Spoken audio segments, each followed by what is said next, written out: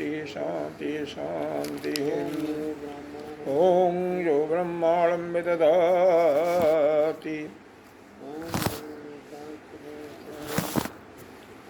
ओम यो ब्रह्मांडं विदधाति पूर्वं यो वै वेदांश प्रणोति तस्मै तं हा देवाग्निबुद्धिप्रकाशं ममूर्छै शरणमहं प्रपद्ये। ओम शांति शांति शांति।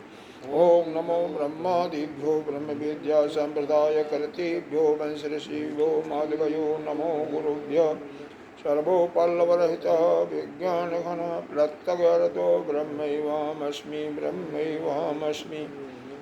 ओं नारायणं पद्मभवं वसिष्ठं शक्तिं च तत्त्वोऽत्र पराशरं च व्यासं सुखं गौडपदं महान्तं गोविन्दयोगीन्द्रमथाशि श्रीशङ्कराचार्यमथास्य पद्मपादं च हस्तामर्घं च शिष्यं तं तोटकं कार्तिककारमण्डम् अस्मद्गुणसन्ततं मानतोऽस्मि। श्रुतिस्मृतिपुराणानामालयं करुणालयं नमामि भगवत्पादं शङ्करं लोकशङ्करं शङ्करं शङ्कराचार्यं केशवं बादरायणं सूत्रभाष्यकृतौ वन्दे भगवन्तौ पुनः पुनः। ईश्वरो गुरुरात्मेति मूर्तिभेदविभागिनी व्योमवद्व्याप्तदेहाय दक्षिणामूर्तये नमः। ओम शांति शांति शांति। हरि ओम। 27वां मंत्र से पढ़ते हैं।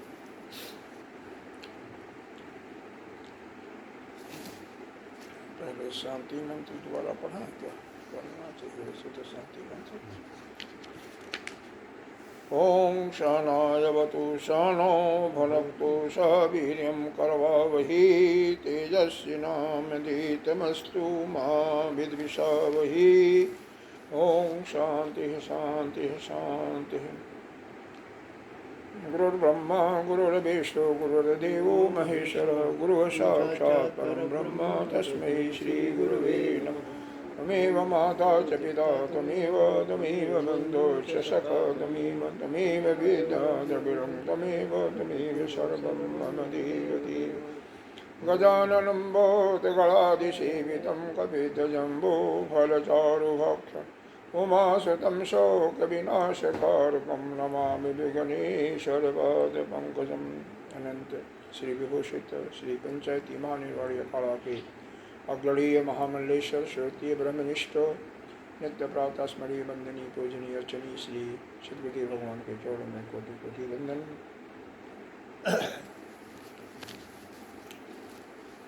राम दरबार एवं अन्य देवों को कोटि कोटि वंदन। मातृजन भक्तजन सभी के हृदय में विराजमान उस आत्मस्वरूप परमात्मा को नमन करते हैं। आइए मंत्र पढ़ते हैं। न वित्तेन तर्पणीयो मनुष्यो लप्स्यामहे वित्तं द्राक्ष्मचेत्वा जीविष्यामो यावदिशिष्यसि त्वं वरस्तु मे वरणीयस्यैवम्। अजीर्यताम् अमृतान् अपोपीत जीरन्मर्तः पदस्थः प्रजानन् अभिधायन् बाणरति प्रमोदा नतिदीर्घे जीविते को रमेत। सुंदर इसमें 27वां मंत्र कल बता दिया गया था, फिर भी बता देते हैं। न वित्तेन तर्पणीयो।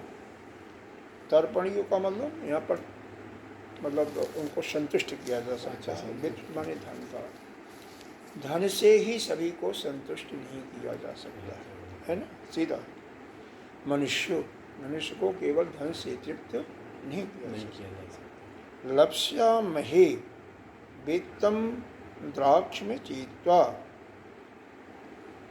कह रहे हैं, अगर हमने द्राक्ष आपको जब देख लिया है तो हमें किस चीज़ की आशा है? तो हम धन भी पालेंगे, आयु भी पालेंगे, जीवस्यामि जावद अशिष्यामि, जब तक आप रहोगे तब तक हम जिंदा भी रहेंगे, क्योंकि मैंने तो आपका हो गया, मैं तो आपको अपना सौंप दिया है। बरस्तमी वरणीय सैव, तो हम बरस्तमी, तो इसलिए हे भगवान, हे जमराज जी, हे मृत्यु के देवता, हमने तो जो वरदान मांग लिया ना वही ठीक है, हम क्या करेंगे जीवन। बाद में इसने बताएगा, बाद के श्लोक में ही हम वर्णन करते हैं। तो यहाँ पर सीधी बात है कि यह जो नचिकेता है यह साधन चतुष्टय से संपन्न था। मतलब साधन चतुष्टय का कई बार बता दिया गया, फिर भी आपको रेफरेंस आ जाए। यह उपनिषद या यह जो ब्रह्म विद्या है उसको जो अध्ययन करना चाहता है, उसका जो स्वाध्याय करना चाहता है, जो गुरु के शरण में जा कर के उसका श्रवण मनन करता है, उसके लिए यह एक प्रकार से उसकी एक मिनिमम एलिजिबिलिटी क्राइटेरिया है, उसका इतना होना ही चाहिए। इसमें साधन चतुष्टय में 4 चीज़ें होती हैं। पहली चीज़ है विवेक, पात्रता के लिए। हाँ, पात्रता पहले उसके अंदर विवेक होना चाहिए, कैसा भी हो। यह संसार में जो है जो आत्मा है, जो आत्म चीज की है, और अनात्म जो आत्मा नहीं है, यानी जड़ और चेतन जो आपस में घुल मिल गया है, उसको अलग अलग करना उसी प्रकार से जानता हो जैसे दूध में पानी मिला हुआ हंस उसको अलग अलग कर देता है। देखिए हमारे शरीर में देखो तो यह पंचभूतों का बना हुआ जो बाहर शरीर दिखाई दे रहा है, शरीर, अंदर जो मन बुद्धि चित्त अहंकार, ये सभी क्या है? जड़ है। यह आत्मा नहीं है, अमात्य है। और इसी के अंदर बैठा हुआ जीव, जो कर्ता भोक्ता अपने को कर्ता भोक्ता मान लिया है, वह जीव, वह आत्मा का ही तो स्वरूप है, आत्मा का ही तो प्रतिबिंब है। साथ ही वह नित्य शुद्ध बुद्ध मुक्त आत्मा भी बना हुआ है जो सभी कर्मों के साक्षी है। तो यह पहली प्रक्रिया होनी चाहिए, उसके अंदर इतना ज्ञान होना चाहिए। दूसरा है केवल विवेक से नहीं काम चलेगा, उसके लिए पूरा वैराग भी होना चाहिए। संसार के सभी वस्तु या कहिए जो संसार के जो भी हमें अनित्य है, उस अनित्य से कोई भी रस नहीं मिलता। थोड़े समय के लिए उसको आनंद मिलता है तो उसको भी पूर्ण रूप से त्याग देता है। जितने भी आपने अनुभव किया होगा, 75 76 77 साल के हो गए, जो भी जिस भी वस्तु से आपको सुख मिला है, चाहे कोई संबंधी हो, चाहे कोई सामग्री हो, चाहे कोई व्यक्ति हो, चाहे कोई धन हो, मकान हो, घोड़ा गाड़ी, इसका सुख जो है थोड़े समय के लिए, अरे यही पता नहीं आज है कल नहीं रहेगा, हर क्षण परिवर्तनशील है, तो इसलिए इसका भी सुख हमेशा नहीं रहता। तो इसलिए यह जो अनित्य पदार्थ हैं, इनसे किसी प्रकार का उसको लगाव न हो, कोई न किसी से प्रति, किसी भी व्यक्ति के प्रति न तो आसक्ति और न तो द्वेष, बिल्कुल तटस्थ है। इसके बाद यह दोनों गुण जब आ जाते हैं तो तीसरा आता है सम, समदम सट संपत्तियाँ। सम का मतलब मन पर उसका पूरा कंट्रोल हो, मन उसके अधीन हो, वो मन के अधीन न हो। दम का मतलब उसकी इंद्रियां भी, वो तो मन से ही कंट्रोल कर लिया, मन को अपने काबू में कर लिया, लेकिन दम से इंद्रियां को भी अपने वश में रखा। शम दम उपरति, तितिक्षा भी आता है। तो मान लो इस इंद्रियों को जब बस में कर रहे हो, मन के बस में कर रहे हो, तो कुछ कष्ट होगा तो उसको सह ले, वो तितिक्षा उसे कहते हैं। और जो ना सह पावे वो इसके योग्य नहीं हुआ ना। चौथा उपरति, इन सब से, मन से, इंद्रिय से बिल्कुल अपने को अलग कर ले, ऊपर इनसे कोई मतलब शरीर में है तो संबंध तो रहेगा, लेकिन मतलब इससे इसके एक प्रकार से इसे बिल्कुल कटाव जैसे हो गया ना, उससे बिल्कुल। फिर उसके बाद श्रद्धा, गुरु शास्त्रेषु वाक्येषु सत्य भाव, सत्य विद्या, सत्य विकास, सत्य जो लिखा हुआ है वेद में सत्य है, गुरु ने जो कह दिया सत्य। इसके बाद है समाधान। चित्त इतना एकाग्र हो गया है कि आप अपने अंदर जा करके इस परमात्मा का बिल्कुल एकाग्र अनुभव करें। परमात्मा की आप खोलें।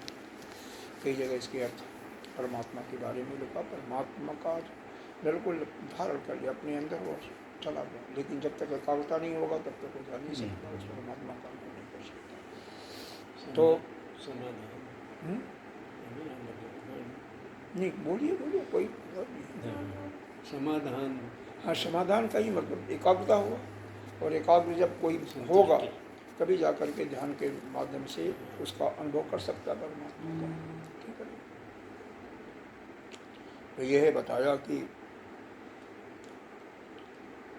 न वित्तीन तर्पणीयो मनुष्य, कोई भी मनुष्य धन के लालच दे करके धन से उसको तृप्त नहीं किया जा सकता। और जब हम आपका दर्शन पा गए हैं तो हमें तो वित्त जितनी भी जरूरत होगी, जब भी जरूरत होगी, अपने आप ही मिल जाएगा, क्योंकि मैं तो आपका हो गया। और जिंदगी का जहाँ तक सवाल है जीने का, तो जब तक आपका अनुशासन है, जब तक आप तो मरने वाले नहीं हैं, और जब तक आपका अनुशासन रहेगा, जब तक आप इस पद पर रहेंगे, तब तक मेरे को कोई मार नहीं सकता। बरसते बन रही है सही है। तो इसलिए मैंने जो वह वरदान मांगा है, अब श्रेष्ठ को छोड़ करके निकृष्ट को कौन मांगेगा, तो उसी को दीजिए। इसका भाष भी तो हो गया था ना। तो भाई 28वां क्या है, कोई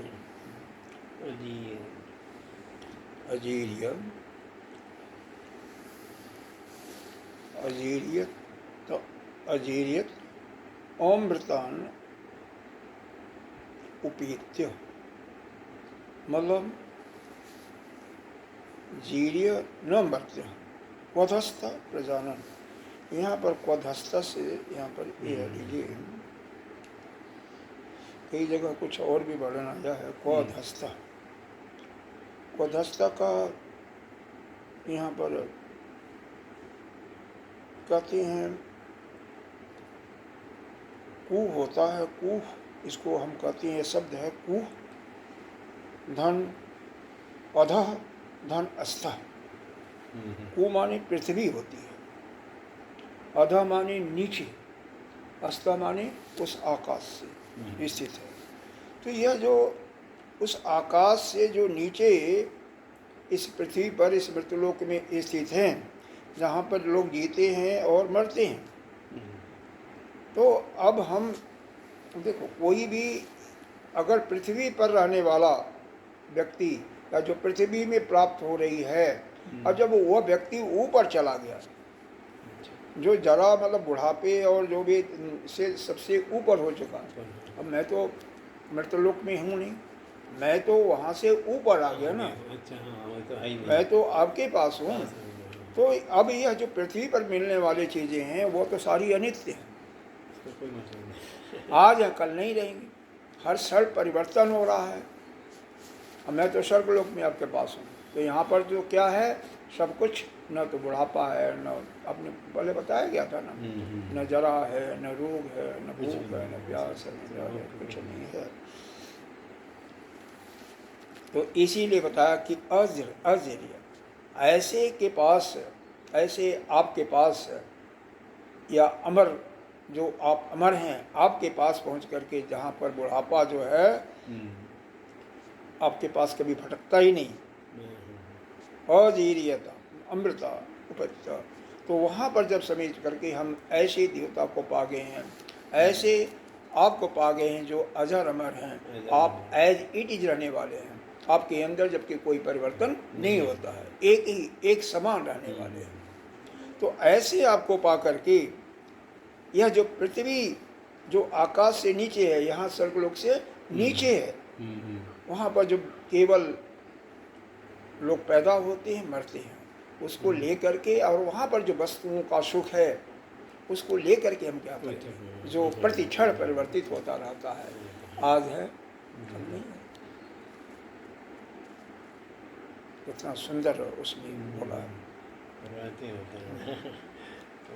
कह रहे हैं बाण, यहाँ पर देखो, अविध्यान वर्ण रति प्रमोद।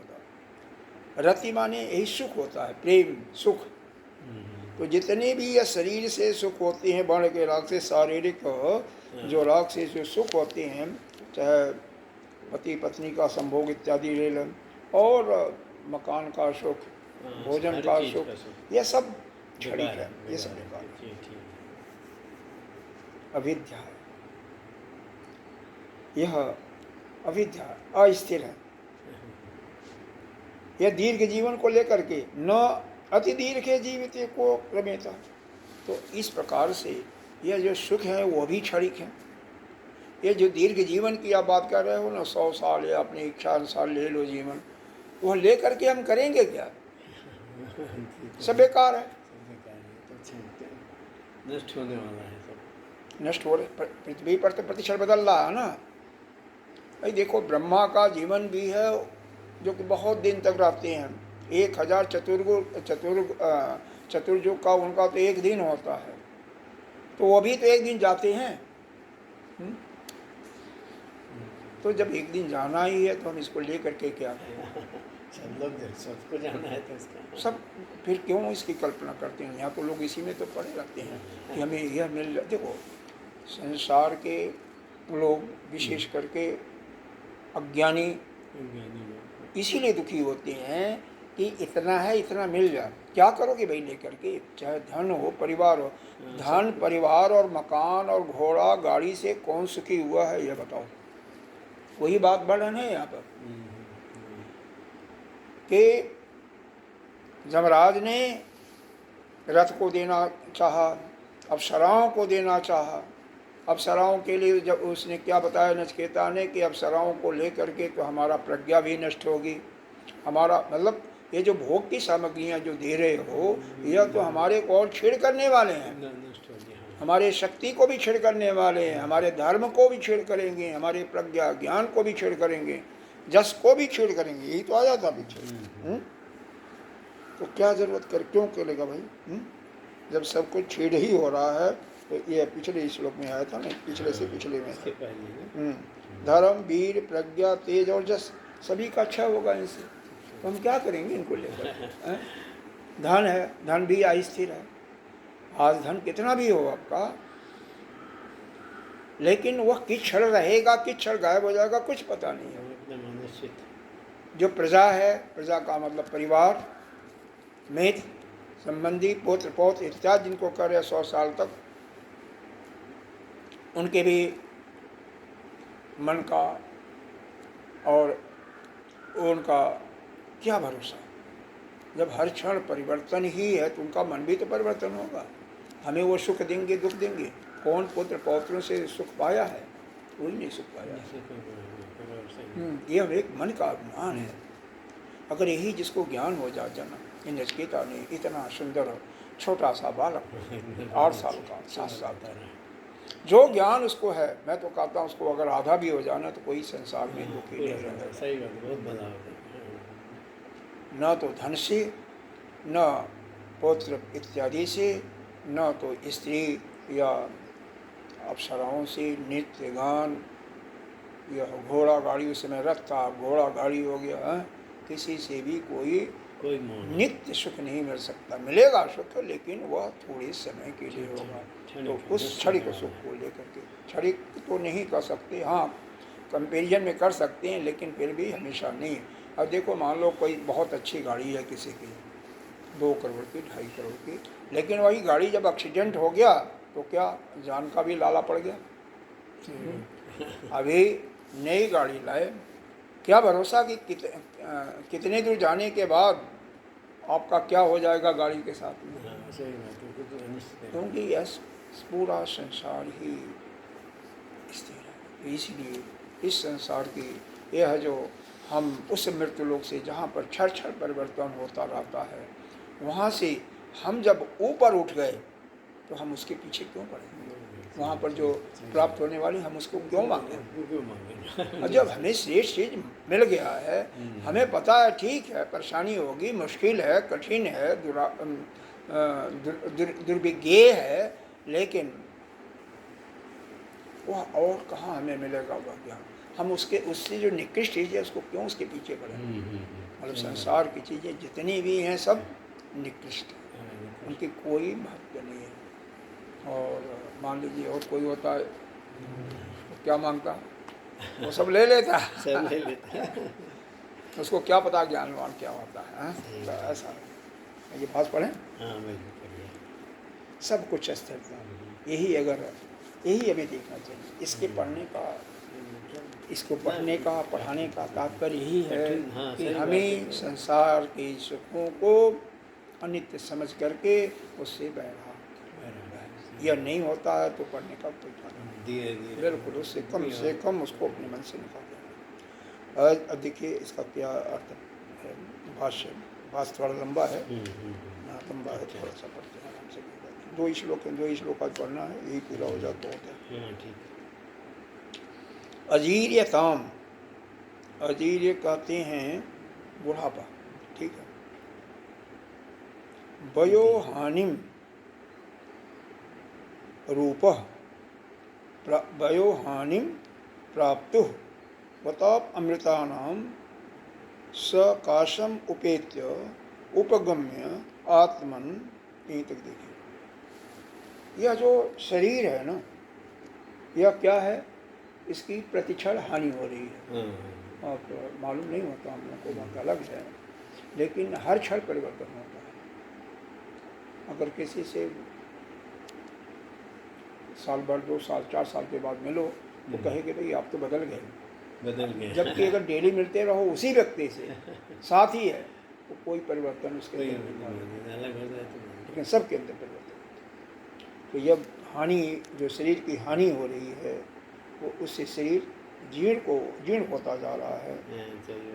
लेकिन हम जब यह अमृत जो प्राप्त किए हुए, अमृत को प्राप्त किए हुए हैं, जो देवता लोग हैं, उनके सानिध्य में आ गए हैं, तो वहाँ पहुँच करके यह उस उत्कृष्ट श्रेष्ठ चीज़ को प्राप्त करके हम निकृष्ट चीज़ में क्यों जाएं। क्योंकि हम तो जीर्ण होने वाले हैं, हम मृत्युलोक में रहने वाले हैं, वहाँ तो जीर्ण होने वाले हैं, और यहाँ पर तो हमें उत्कृष्ट चीज़ मिल गया, तो हम उसको प्राप्त करता हुआ भी हम क्यों स्वयं उस मरणशील की चीज़ों के पीछे पड़े। उत्कृष्टम योजानंतरम प्रातव्यम तेभ्य प्रजान उपलभमान स्वयं तो जीवन मरतो जराण मरण क्वधस्थ। एक और सुंदर शब्द आया, क्वधस्थ। क्वध कहते हैं नीचे की, क्वध कहते हैं नीचे की। यहाँ पर जीर्ण मरते क्वधस्थ मंत्र में दूसरे लाइन में है, दूसरे पंक्ति में। तो क्वध माने होता है नीचे की, नीचे की नहीं, अधः माने नीचे होता है, और अधः नीचे होने के कारण इसको हम कहते हैं क्वध। अधः क्वध नहीं है, यह कूधन अधः है। अधः माने नीचे, कु माने पृथ्वी। ऐसे अधः। अस्थः यह जो है अंतरिक्ष इत्यादि यानी जहाँ पर है, उसकी अपेक्षा यह पृथ्वी नीचे, तो उस पर जो स्थित है। कथम एवं विवेक भी, कौन ऐसा विवेकी होगा। अविवेक, अगर कोई अविवेकी होगा, अज्ञानी होगा, तो वही पुत्र के लिए पुत्र वित्त हिरण्य बने सोना, इन्होंने कहा था ना। हाँ, नीचे वाले में कथम एवं अविवेक भी प्रार्थनीयम पुत्र वित्त हिरण्यम आदि अस्थिरम विरति। जो अस्थिर पदार्थ हैं, चाहे पुत्र है, पुत्र के साथ पौत्र भी ले लो, वो भी उन्होंने कहा था। सोना, हिरण्य सोना, जितने भी अनित्य हैं सामान हैं, उनको कौन, उनके मांगने का उनको कौन चाहेगा। अगर कोई ज्ञानी पुरुष है तो नहीं चाहेगा, ये तो कोई अज्ञानी पुरुष है वही चाहेगा। वो तो अज्ञानी के लिए है, और इसका मतलब वो ज्ञानी अपने को मान रहा है ऐसा, लेकिन मानना तो पड़ेगा ही, ज्ञानी तो है, अपने को यही कहा कि हमें इसकी ज़रूरत नहीं है, ये तो अज्ञानियों की चीज़ें हैं। क्व तदास्त इति वा पाठांतरम, कहीं क्वदस्ता के स्थान पर क्व तदास्ता भी लिखा हुआ है, यहाँ पर नहीं है, कहीं तदास्ता भी लिखा हुआ है, किसी दूसरी पुस्तक में लिखा हुआ। तो कह रहे हैं अस्मिन् पक्षे चाक्षर योजना, इस पक्ष में अक्षरों की योजना इस प्रकार समझना चाहिए। कैसा कि तेषु पुत्रादि अवस्था, वह पुत्र इत्यादि अवस्था में आस्थित तर्पणेण वर्तनम जस्य स तदास्था, उन पुत्रादि में जिसकी आस्था स्थिति अर्थात तत्परता पूर्वक प्रवृत्ति है वही तदास्थ है।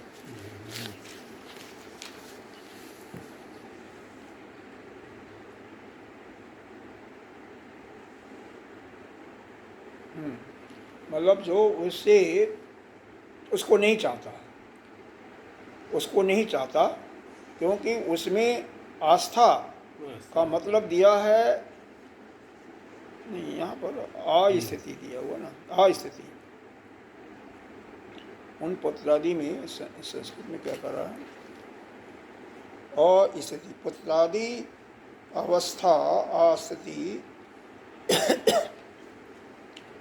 अस्य तर्पणेण वर्तनम जस्य स तदास्थ,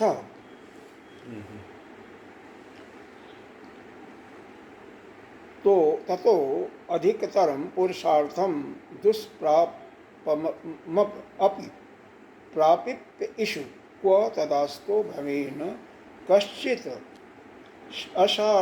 असारज्ञ तद अर्थी साध इत्यर्थः। कह रहे हैं जो कि यह जो इसकी बात कर रहे हो ना कि यह पुत्र पौत्र इत्यादि या जो भी यह मतलब इस संसार की चीज़ें हैं, तो ये तदास्था का अर्थ बता रहे हैं। तो उसका मतलब यह है कि इसमें इससे तदस्थ होने का मतलब होता है। तो इससे तदस्थ वही रह सकता है जिसको श्रेष्ठ चीज़ें नहीं मिलेंगी, क्योंकि श्रेष्ठ चीज़ें हमारे सामने दिखाई दे रहा है। मैं उस लोक से बहुत ऐसे लोक में आ गया हूँ जहाँ पर जरा बुढ़ापा इत्यादि का कोई चिन्ह नहीं है, और हमारे सामने तो जो आप जो है मृत्यु के देवता स्वयं विराजमान हैं। तो हम उन सब चीज़ों को निकृष्ट लेकर के क्या करेंगे, और हमें यह भी मालूम है कि उस ज्ञान को आप ही दे सकते हो जो कि उससे कई गुना श्रेष्ठ है। पौत्र पौत्र इत्यादि से श्रेष्ठ जो हम विद्या है वह आप दे सकती हैं, जिसको पा करके हम क्या जो भी पाएंगे उसका अपने अंदर धारण करेगा, वह जीवन मृत्यु के चक्कर से मुक्त हो जाएगा। तो अब यह ज्ञान मिल रहा है तो हम कीचड़ में क्यों फंसे, कहने का मतलब कीचड़ में क्यों फंसे। शर्वा हि उपरूपरेव बुभूषिति लोकः समान पुत्र वित्तादि लोभ ही प्रलब्धो अहम, अर्थात उन्हें जो असार समझता है उनका कोई महत्व नहीं समझाता। असार का मतलब, सार का मतलब उसका महत्व होता है, असार का मतलब जिसकी कोई महत्व नहीं है किसी के दृष्टि में। तो जिसके दृष्टि में उसका कोई महत्व नहीं है वह पुरुष उसका इच्छुक कैसे हो सकता है। हमारे लिए तो वह असार है, पुत्र वेत या जो भी आप प्रलोभन दे रहे हो सबका उसका कोई महत्व नहीं है। किंच अप्सरा, और ये जो अप्सराएँ हैं जिनकी आप बातें कर रहे हैं, अप्सराओं का प्रलोभन दिया हुआ था ना, तो इनके प्रमुख इनके जो राग से इनके शरीर का जब उनके साथ संबंध होगा तो क्या होगा, हमारा तो वही पीछे वाली बातें याद कर लीजिए, हमारा धर्म, हमारा वीर, हमारा प्रज्ञा, हाँ जश, वो सब कुछ तो नष्ट हो जाएगा। वह तो सुखों की एक अस्थिर क्षणिक सुख जो उससे में प्राप्त होगा वह मिथ्या रूप से मैं समझ रहा हूँ। उसको कौन, अगर कोई विवेकी पुरुष है तो उसको कौन अपने जीवन में लाए, वही ला सकता है जो इन सब चीज़ों से ऊपर उठ चुका है। क्योंकि ये संसार की जितनी भी चीज़ें हैं ना सब क्षणिक है, सब क्षणिक। यहाँ समझ लीजिए, अतो विहाय नित्य कामयी प्रलोभनम जन्मया प्रार्थितम। अतः मुझे इन जो झूठे मिथ्या इन भोगों के जो प्रलोभन आप दे रहे हैं उनसे हमें कोई मतलब नहीं है, मतलब नहीं हम है। नहीं चाहते, इनका कोई इच्छा भी नहीं है, तो हमें कह दीजिए जो हमने पहले बार मांगा था और उसको पुनः कह रहा है, कहीं सोच रहा है कि जमराज जी भूल ही न गए हम। तो इतना डिस्कशन हो रहा है, कहीं यह उस वरदान को ही नहीं भूल गए हम जिसके लिए मैंने प्रार्थना की, और फिर कह रहा इसलिए है। याद दिला रहा है। बिल्कुल याद दिलाना पड़ता है ना। तो यहाँ पर यह इसका अर्थ यही मतलब पूरा होलिस्टिक रूप में समझें कि इस मंत्र से नचिकेता ने जमराज से स्पष्ट कह दिया कि कोई अगर अज्ञानी पुरुष होगा वही इस संसार का, यह जो इस यहाँ से मतलब इस स्वर्गलोक से जो अधस्थ अधस्थ यह जो पृथ्वी है बहुत नीचे है, और वहाँ पर क्या है हमेशा हर क्षण जो परिवर्तन होता रहता है। हर अभी कोई बालक है और जब तक यहाँ तक हो सकता है, अगर वैसे कोई मतलब ज्ञानी होगा तो उसकी बात तो अलग है, नहीं तो फिर जाते जाते अब यहीं से जाते जाते कई मर भी जाते हैं, मर भी जाते हैं। हाँ, जुआ, क्योंकि देखो 15 दिन का तो पितृपक्ष होता है तो जानते हो ना, तो वो देवताओं का एक ही दिन होता है, आपका 15 दिन रात उनका एक दिन हुआ, तो बोलो कैसे। और ब्रह्मा का, अरे ब्रह्मा का तो वही बहुत ही होता है, 1000 चतुर्युग बीत जाता है। हाँ, अरबों बरस होता है तब एक दिन होता है, तो हमारे की अपेक्षा तो एक बलराम जी के साथ जब रेवती की शादी हुई थी तो उसके जो पिताजी थे वो ब्रह्मा जी के पास गए थे पूछने के लिए हमारी बच्ची के लिए कोई वर बताइए। अच्छा अच्छा। वो सतयुग में पैदा हुई थी और द्वापर बीत रहा था। ब्रह्मा जी ने कहा अरे बहुत लेट कर दिया, जाओ जल्दी जाओ द्वारका में, और तुम जब तक पहुँचोगे तब तक द्वारका बीतने वाला होगा। वहाँ पर वसुदेव के बड़े पुत्र हैं बलराम, उनसे शादी कर लो। अच्छा अच्छा, उनसे शादी कर लो, उनसे प्रार्थना करो कि ब्रह्मा जी ने मेरे पास भेजा है। वो आकर के वसुदेव के पास कहते हैं ऐसे ऐसे मैं ब्रह्मा जी के पास आया हूँ, उन्होंने आदेश दिया कि आपसे आपके बड़े पुत्र से हमारी इस पुत्री का शादी। वह पुत्री तो इतनी लंबी थी 10 फुट की। बलराम जी की शादी तो हो जाती है, तो बलराम जी क्या करते हैं अपना हाथ मुसर के अपना पैर रखते हैं उसके पैर पर और उससे ऐसे खींच देते हैं, क्योंकि कुछ दिन तक तो रहा, उनसे भी छुट्टी हो जाए, उसे उनसे यहाँ तक आ गई। तो क्योंकि लोग बाग आस पास पड़ोस के गांव वाले तो करते रहेंगे कि क्या साथ संबंध, लड़की 10 फुट की है और छुट्टी हो गई। देखो अब जो अभी देखो 5,000 6,000 वर्ष हुआ होगा, 5,500 वर्ष महाभारत का युद्ध हुआ था। कितनी बड़ी बड़ी भीड़ थी, कितनी तंदुरुस्त, कितनी लंबाई चौड़ाई, और आजकल वही जनरेशन कितनी गड़बड़ होता जा रहा है। और 1000 वर्ष के बाद और देखो कितनी छोटी हो जाएगी। 4,000 वर्ष के बाद तो बिल्कुल छोटी हो जाएगी। तो ये तो परिवर्तन है ना। तो यही कहा कि भाई जितना है वहाँ पर उस संसार में कोई भी किसी चीज़ का जो सुख की बात आप कर रहे हैं, जो प्रलोभन दे रहे हैं, सब अस्थिर है, सब अनित्य है। उसमें थोड़ा सा सुख है तो दुख ज़्यादा है। इसलिए हम या कोई भी विवेकी पुरुष कैसे उन चीज़ों पर अपना विश्वास रख सकता है, उनमें अपनी कैसी इच्छा की बुद्धि रख सकता है, जबकि उसके सामने ही उससे बहुत ही श्रेष्ठ सामने ही मौजूद है। इसलिए हे भगवान हमें वही वरदान दीजिए जो मैंने पहले कहा था। मैं पुनः एक बार उसको दोहरा देता हूँ। क्या दोहरा देता हूँ? जस्मिन् इदं विचिकित्सन्ति मृत्यो जत सांपराये महति ब्रूहि नतस्तो जोऽयं वरो गूढ़मनुप्रविष्टो नान्यं तस्मान् नचिकेता विडेति। इसलिए इस परलोकगत जीव के संबंध में जस्मिन इदम विचिकित्सा मृत्यु, जिसकी मृत्यु हो जाती है, तो मृत्यु हो जाती है तो कहाँ जाता है कहाँ नहीं जाता, कुछ लोग जो कहते हैं, यही तो पूछा था कुछ लोग कहते हैं वह चला जाता है, शरीर यहाँ रहता, कौन जाता है? उसी का तो लक्षण स्वरूप लक्षण जानना चाहते थे वो। उसको भी कैसे पाएंगे? क्या क्या उसको पाने में, साधन करने में क्या क्या उसका स्वरूप क्या है, उसको साधन क्या चाहिए, कैसे हम उसको जान सकते हैं, और उसमें क्या क्या समस्याएं आएंगी और उस समस्याओं का निदान कैसे होगा, यही तो पूछा था। तो यही कह रहे हैं कि हे मृत्यु देवता, इस परलोकगत जीव, मतलब जो जीव चला जाता है दूसरे लोक में, संबंध में लोग यही कहते हैं है या नहीं, इसमें संदेह करते हैं ना।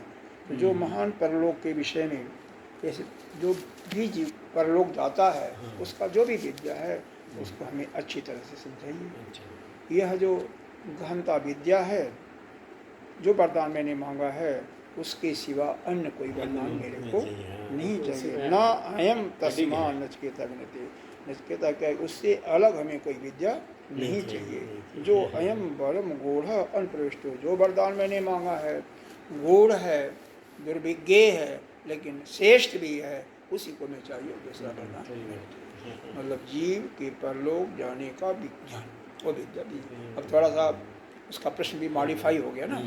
पहले तो क्या कहता, जो जाता है, कुछ लोग कहते हैं कहीं चला जाता है, कुछ लोग कहते हैं नहीं जाता, यहीं रहता है। अब उसको मॉडिफाई कर दिया थोड़ा सा, सुन करके कुछ ज्ञान हो गया और कह दिया कि भाई वह जीव के परलोक जाने का, शरीर त्यागने के बाद उसका जो विज्ञान है, उस विज्ञान को आप समझाना चाहिए। अब हमारे सामने यही है, और यही जो है अभी तो एक अध्याय आज समाप्त हो रहा है, इसमें एक बल्ली समाप्त हो रही है, एक अध्याय का एक बल्ली। अच्छा, इसमें 2 अध्याय हैं। अच्छा, ये 2 अध्याय हैं, और 2 अध्याय में 3-3 बल्लियाँ, 6 बल्ले हैं। अच्छा, 6 बल्ले हैं। तो एक बल्ली समाप्त हो रही, 5 बल्लियाँ अभी और पढ़नी हैं।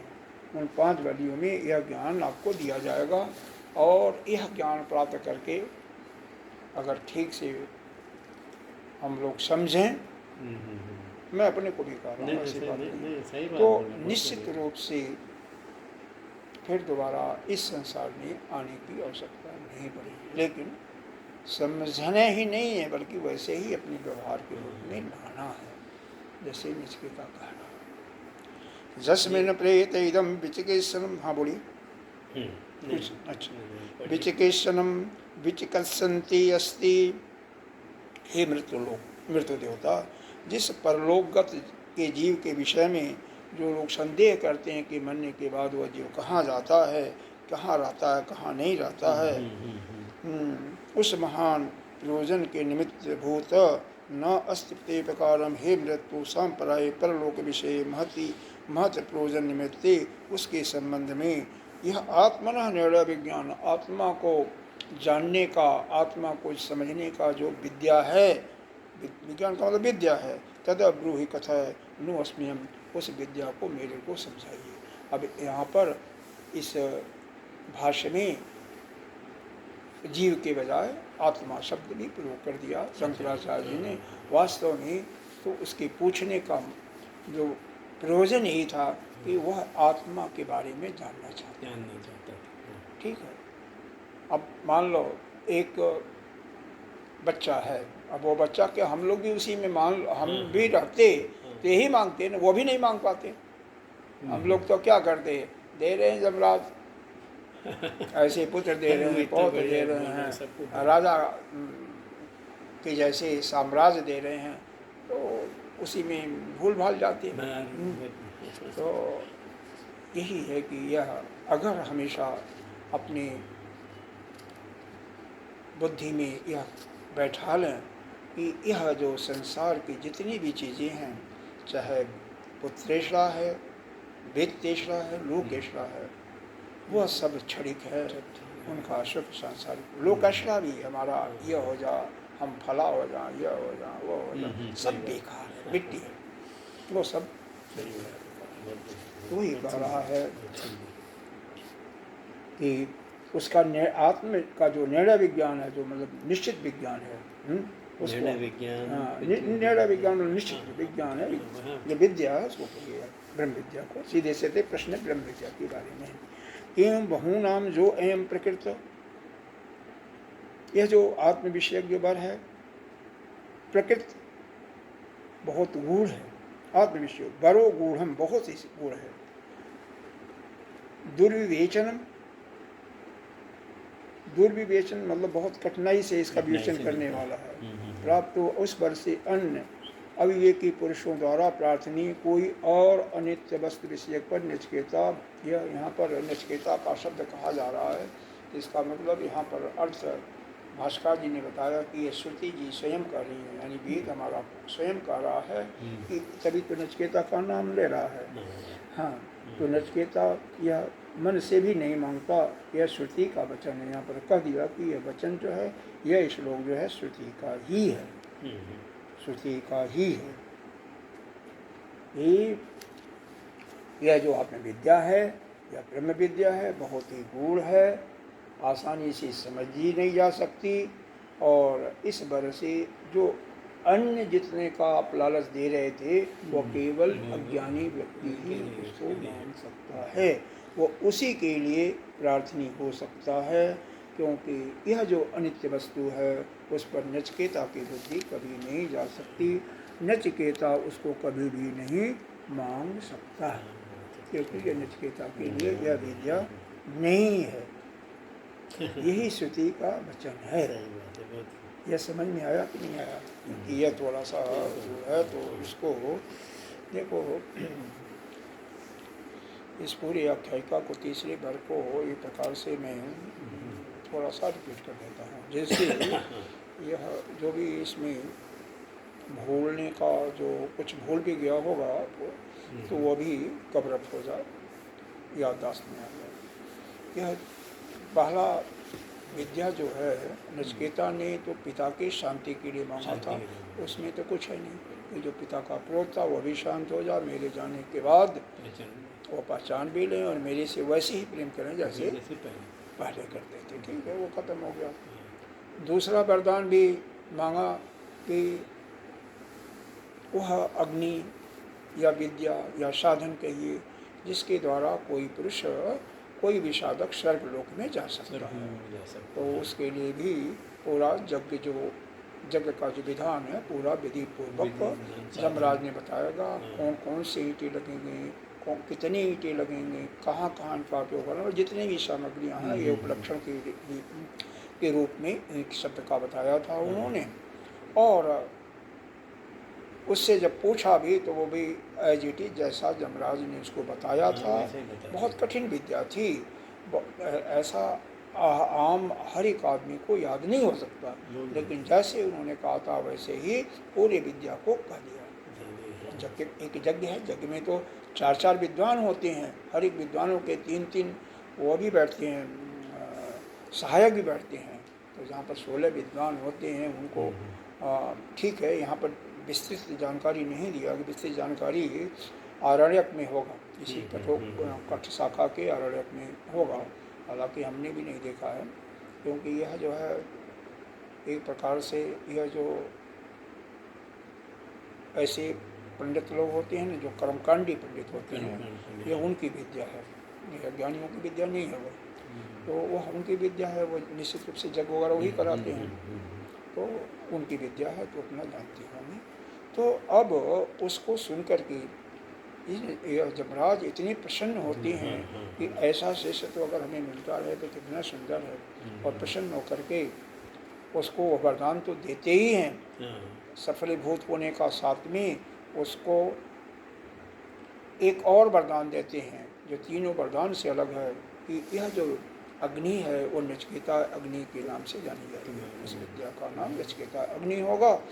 और साथ ही एक माला भी देते हैं जो कि समय समय परिवर्तनशील है और बोलता भी रहता है, ऐसा दिया उन्होंने। अब तीसरे वरदान की बात आई, तो तीसरा वरदान इसने क्या मांगा कि हमने ऐसा सुना है कि जब इस शरीर का अंत हो जाता है तो इसमें से कोई रहता है। उस समय जीव की बात नहीं आई थी, कोई कहीं जाता है, कोई कहता नहीं कोई नहीं जाता, यहीं रहता है।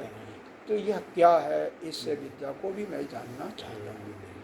अब वह अकेले आत्म विद्या का प्रश्न था, ब्रह्म विद्या का प्रश्न था। तो ब्रह्म विद्या उसी को देना चाहिए जो उसके काबिल हो, उसके अधिकारी। तो उसके अधिकारी को परखने के लिए, उसकी परीक्षा लेने के लिए इन्होंने, यमराज जी ने नाना प्रकार का प्रलोभन दिया। क्या दिया?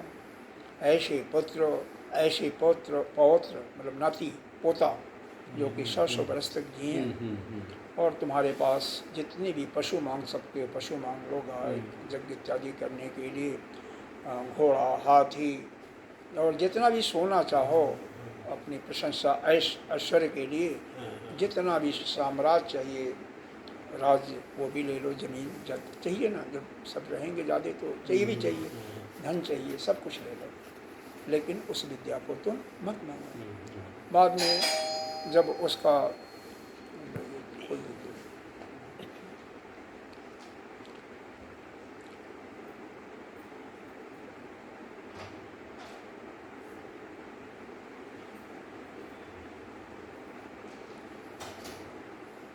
बाद में जब नचिकेता का ध्यान उधर नहीं जाता है, तो इन्होंने सोचा कि शायद नचिकेता के मन के अंदर कुछ और चीज़ें हो, तो थोड़ा सा उसको और विस्तार कर दिया कि राजा जैसे तुम्हें साम्राज्य चाहिए वो ले लो, और साथ ही तुम भी जितना जीना चाहो वो आयु ले लो, 100 वर्ष तक दिया, लेकिन और जितना ज़्यादा सुखपूर्वक रहो। इसके अलावा भी कोई अगर तुम्हारे मन में है संकल्प तो भी बताओ, वो भी ले लो, इसी के तुल्य है, उसको भी ले लो। अब इसके बाद भी जब नचिकेता का देखते हैं टस से मस नहीं हो रहा है, तो इसका ध्यान सामने था, घर के सामने था। घर के सामने वही जो रथ से आए थे थोड़ी देर पहले, वह सामने खड़ा था। साथ में इनके जो गाने वाले हैं, नाचने वाले हैं, अप्सराएँ हैं, सुंदर सुंदर उर्वशी इत्यादि, वो सब पड़े हैं वहाँ पर चबूतरे पर बैठ करके अपना मनोरंजन कर रहे हैं। तो कहीं वो उनके मन में आया कहीं इसके तरफ इसका ध्यान है, हमें लगता है कि ये बालक नहीं है, हम बालक समझ रहे हैं, लेकिन ये जुआ है और इसको शायद जुआ के अनुकूल चाहिए। तो उन्होंने कहा कि ऐसा है, यह जो हमारा रथ है ना, बहुत बहुत ही सुंदर रथ है, उस रथ को ले लो। साथ में ये जो परिचारिकाएँ हैं, ये नौकर चाकर हैं, या गाने वाले हैं, ये अप्सराएँ जितनी हैं ना, उनको सबको भी ले लो, और ये वही करेंगी, वही सेवा आपकी करेंगी, और जो आप चाहोगे मैं उनको ऐसा आदेश दे देता हूँ। तो यह सब कुछ करने के बाद भी नचिकेता नहीं कहता है कि यह जो अप्सराओं का सुख है, इस संसार में किसी का भी जो यह प्रजाओं से हमें मिलेगा क्या है, यह हमारे धर्म को, हमारी शक्ति को, हमारे तेज को, हमारे प्रज्ञा शक्ति को, हमारे जस को, सभी को छीड़ करने वाला है। जितना ही हम भोगेंगे उतना ही हमारा सब छीड़ होगा, यही तो हो रहा है। इसलिए हमें ये सब कुछ नहीं चाहिए, ये सब भी नहीं चाहिए। रह गया पुत्र पौत्र की, तो कौन पुत्र पौत्र से सुखी हुआ है, और वो भी आज हैं कल नहीं रहेंगे। ये अप्सराएँ भी आज हैं कल हो सकता है ना रहें, तो इनको लेकर के हम क्या करेंगे। तो रह गई जमीन जायदाद धन, तो उससे भी कौन ज्ञानी पुरुष उससे तृप्त होगा, उसको लेकर के क्या करेंगे। और दूसरी बात, मैं आपके पास हूँ, आपने मुझे स्वीकार कर लिया, आपने अपना पुत्र स्वीकार कर लिया, तो हमें जो कुछ चाहिए, थोड़ा बहुत धन चाहिए होगा तो आप दे ही देंगे। और फिर भी अगर कोई बात होगी जाके जीने की बात, तो जब तक आप शासन कर रहे हैं, यमराज इस पोस्ट पर हैं, हमें कोई नहीं मार सकता, हमें क्या ज़रूरत, हमें कुछ नहीं चाहिए। और यह पृथ्वी का जो सुख है, पृथ्वी पर जो भी है वह नित्य क्षण बदलने वाली परिस्थिति है, और वहाँ पर तो यही है, रोगी होना, बुढ़ा होना, जुआ मतलब कुमार, जुआ, वृद्ध, रोगी, और फिर मर जाना, यही प्रक्रिया चल रही है। तो वहाँ पर चाहे प्रजा का सुख हो, धन का सुख हो, वो हमारे लिए बिल्कुल अनित्य है ही है, और उसको लेकर के कोई भी ज्ञानी पुरुष खुश नहीं हो सकता है। और जो हमें साक्षात धर्म के देवता धर्म ही थे, धर्मराज ही थे, धर्मराज का एक ही नाम है, आप सामने ही हैं। श्रेष्ठ उस आत्मविद्या को ब्रह्म विद्या को देने की चूकते हैं। ठीक है, देने की वह विद्या गूढ़ है, दुर्विज्ञ है, लेकिन आप हैं, आप हमें अच्छी तरह समझाएंगे, निश्चित रूप से हम भी समझ लेंगे। हे भगवान, मेरे को और कुछ नहीं चाहिए, जो वो विद्या की, वो परलोक जाने की विद्या तो विद्या है, उसी को आप हमें सिखा देंगे। और इन्हीं के साथ में आज का यह सत्संग समाप्त होता है। कल से दूसरी बल्ली शुरू होगी। दूसरा सब 6 बल्लियाँ, बहुत करीब 1.5 महीना लगेगा, चिंता मत करो, लंबा है। ओम पूर्णमिदः पूर्णमिदं पूर्णात् उच्यते पूर्णस्य पूर्णमादाय पूर्णमेवावशिष्यते। ओम शांति शांति शांति। समय लगेगा।